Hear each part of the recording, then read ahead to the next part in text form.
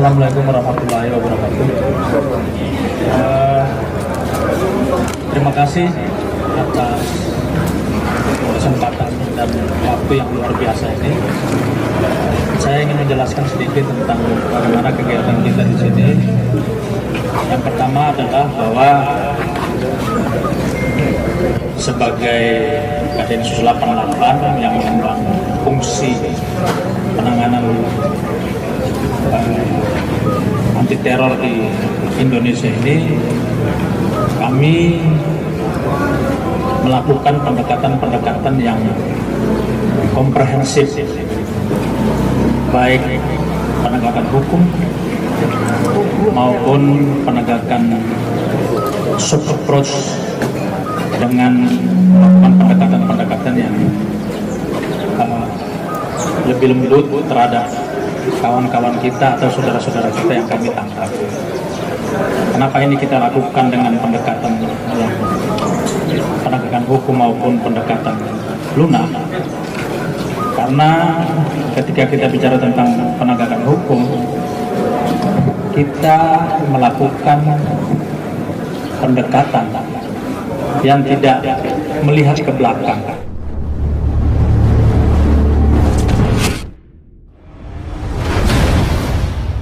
Orang dari Aceh, dari Poso, dari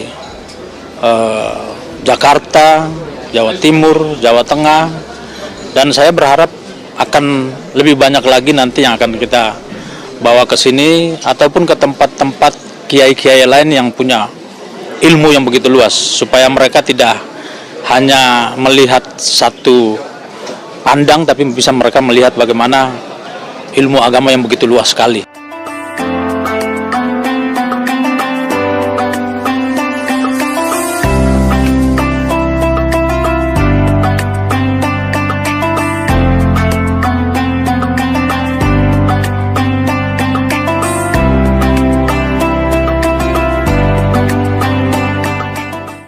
Alhamdulillah kita berada di kediaman Bapak. Mudah-mudahan insya Allah acara-acara seperti ini bisa terus dilakukan semua, dan mudah-mudahan bisa menginspirasi dan ada gelombang karena banyak meminta.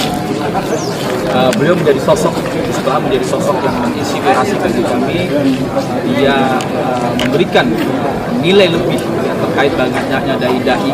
Beliau memberikan lebih bahwa jangan pernah membatasi kebenaran hanya milik kita, jangan pernah membatasi rahmat Allah, ya, hanya milik kita juga, bahwa ampunan Allah Subhanahu wa Ta'ala jauh lebih besar, rahmatnya jauh lebih besar daripada azab.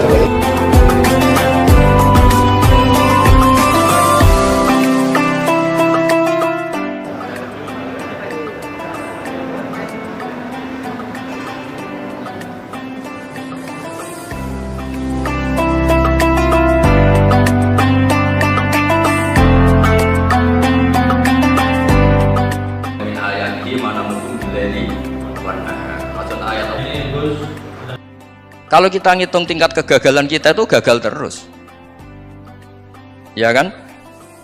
Nah, terus ingat Allah, madza yaf'alu Allahu bi. Orang yang punya akal selalu berpikir Allah itu menghendaki apa terhadap saya.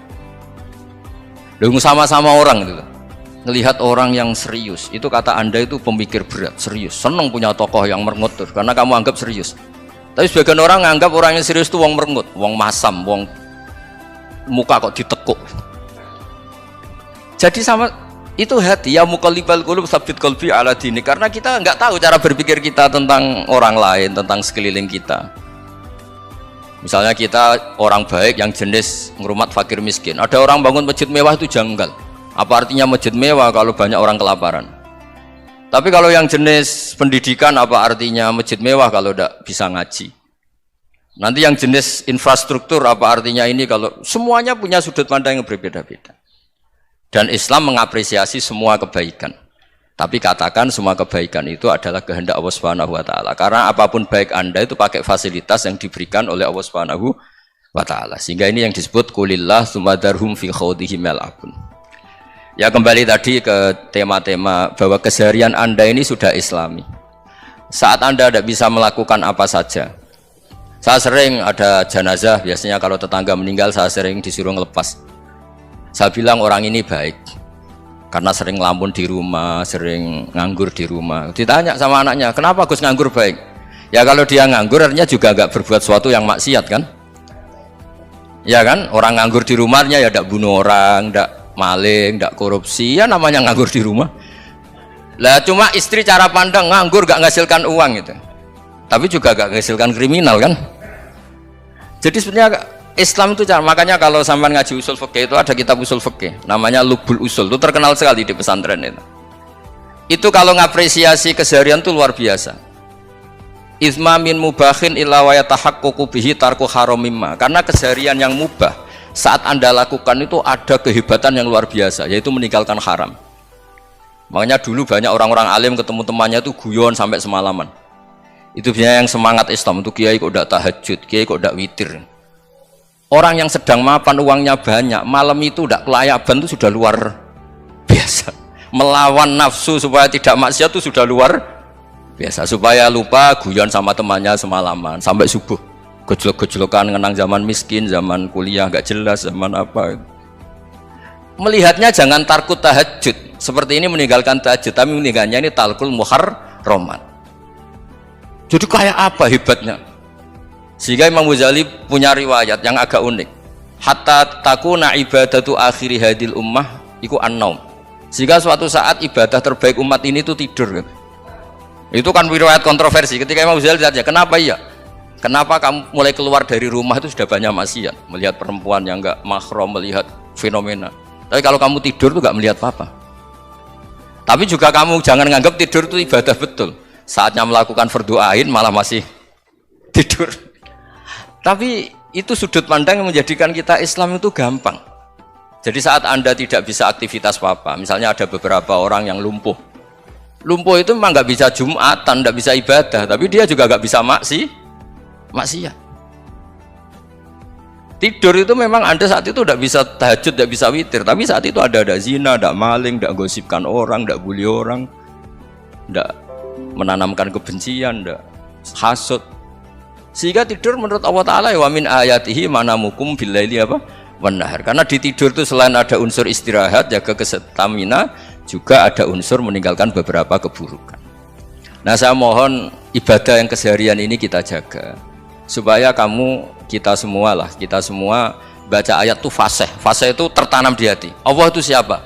Alladzi at'amahum min ju'i wa amanahum min khauf. Dan Allah kalau cerita di Quran itu anna sababnal ma'a sabba thumma syaqaqnal ardha wa syaqqa fa ambatna fiha habba wa inaba wa qadba wa zaituna wa nakhla wa hada'iqa hulba. Kamu tahu saya ini siapa, kata Allah. Saya ini adalah Tuhan yang menurunkan air, kemudian ada tanaman banyak. Habba wa inaba wa qadba, ada zaitun, ada tin, kalau orang Jawa mungkin ada tela, ada padi, ada mangga, ada pisang. Sudah. Wa inaba wa zaituna wa nakhla wa hada'iqa hulba, ada perkebunan yang lebat. Tujuannya apa? Mata Allahkum, silahkan kamu pakai, kamu nikmati. Tapi karena kadang kita ini punya ide-ide besar. Tadi untuk syukur saja nunggu punya istri riman, rumah baik, tetangga baik, komunitas baik, semuanya baik baru syukur. Lama-lama nanti ada di surga, syukurnya nunggu surga paling kelas A. Itu sudah ada yang menghuni Rasulullah, kamu nggak boleh di situ. Masa untuk syukur saja? Repotnya Masya Allah. Jadi mohonlah Quran yang kalau Anda hafalkan juz sama itu kan ada ayat-ayat yang kayak tadi. Ya, fal yanzuril insanu ila ta'ami. Coba lihat apa yang kamu makan ya, dari mana? Dan untuk mempertahankan hidup kamu keseharian. Jadi jangan kira ibadah itu harus membentuk komunitas yang versi Anda. Ibadah itu harus yang hal yang mulu-mulu. Kesehariannya Anda alami. Loh ini saya tidak bikin-bikin. Saya ngaji bukan karena berdasar pesanan. Itu ayat yang saya bacakan betul ada ayatnya kan, fal yanzuril insanu ila ta'ami anna sababnal ma'a sabba thumma syaqaqnal arda syaqqa fa ambasna fiha habba wa inaba wa qadba wa zaituna wa nakhla wa hada'iqa ghulba. Terusannya apa? Mata'al lakum, silakan kamu nikmati. Mata itu silakan kamu nikmati. Ya kayak sampean dikasih hidangan ya makan. Ya sudah makan, habis makan ya minum, habis itu ngantuk ya tidur. Ya sudah normal-normal saja. Kayak apa indahnya Islam. Tapi Anda mencari Islam yang gimana lagi? Nah itu yang diajarkan guru-guru kita, diajarkan sanad kita sampai Wali Songo, sampai Rasulullah SAW. Bahwa pada akhirnya ada jihad, ada perang. Itu dulu memang perang, bukan membunuh, beda. Dulu kita dijajah Belanda ya perang, dan itu normal karena kita dijajah. Jadi ketika orang lain ingin baik sama kita, wa in ahadum minal musyrikin astajaruka ya fajirhu hatta yasma'a kalam Allah. Kalau mereka ingin baik ya kita baik. Makanya ada istilah mustakman, mu'ahad. Kalau mereka ingin damai, berdampingan dengan kemajmukan, ya itu yang lebih baik. Karena memang Islam menghormati proses perdamaian. Wa in janahu lis-salmi ya fajnah lah. Kalau ingin damai ya kita harus damai. Kegiatan ini ditindaklanjuti ke depannya akan bermanfaat bagi teman-teman semuanya dan mengakomodir seluruh ex-napiter seluruh Indonesia.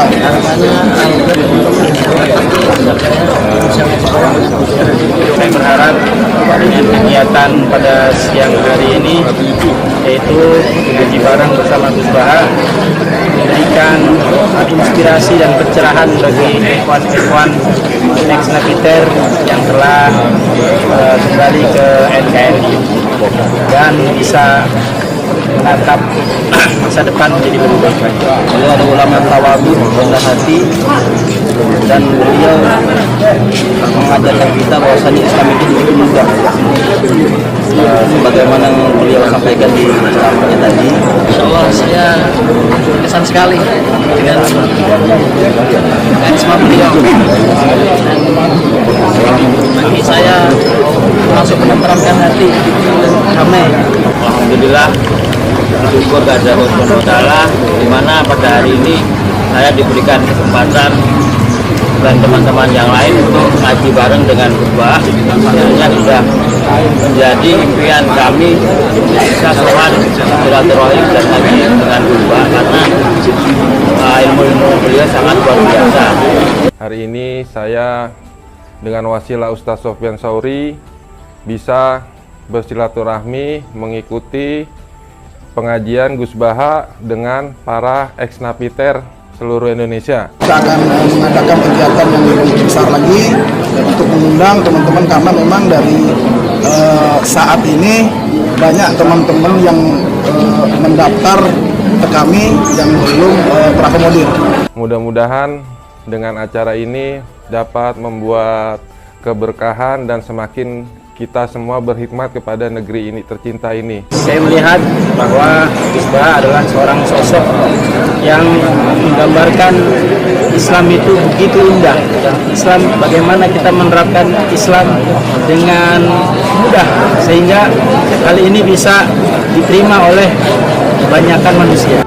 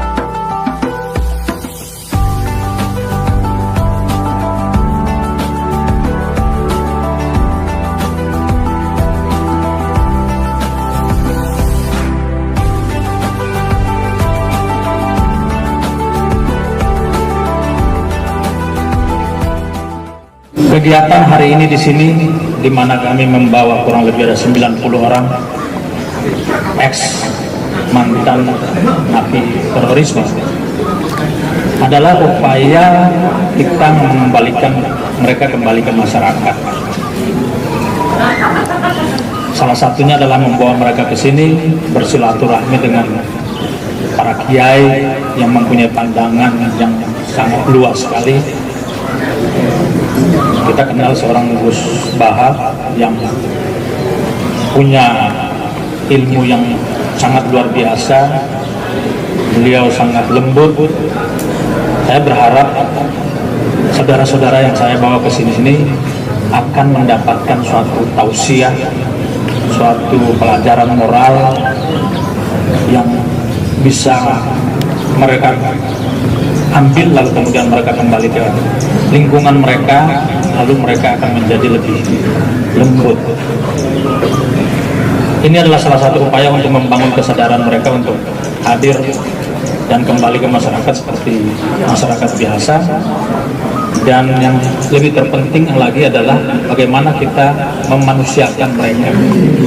Karena bagi saya manusia itu lahir sudah diberikan martabat yang luar biasa. Dan ini kita kembalikan mereka ke posisi tersebut sebagai manusia yang lebih sempurna. Pada Gus Baha saya mengucapkan jazakallahu khairan jaza. Semoga Allah Subhanahu wa taala membalas kebaikan beliau, memperbesar pesantrennya, dipanjangkan umurnya dan diberkahi semuanya.